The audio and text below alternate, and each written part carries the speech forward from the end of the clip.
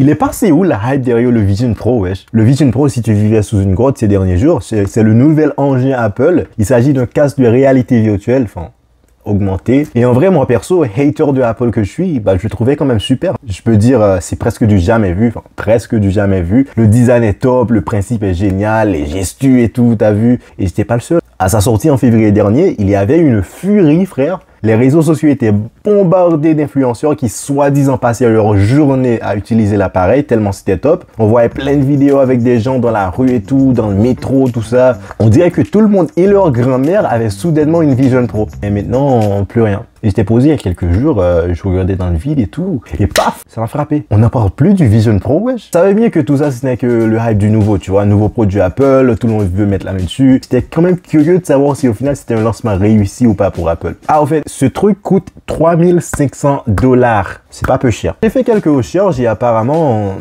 Nah, c'est un flop, enfin, presque. Bah au début, au lancement, il y avait beaucoup d'achats, tu vois. Dès le lancement, Apple a vendu son stock de 200 000 unités et a rentré plus de 700 millions de $. C'était à prévoir puisque Apple a des die-hard fans. Mais alors là, ils vendraient leur âme pour se procurer du dernier produit Apple. Sauf que bah après avoir utilisé l'appareil pendant les 14 jours d'essai, bah 45% des acheteurs l'ont retourné au magasin et ont récupéré leur thune. Il n'y a pas grand chose à faire non plus avec une technologie pareille. T'es team Samsung ou team Apple, toi, dis-moi?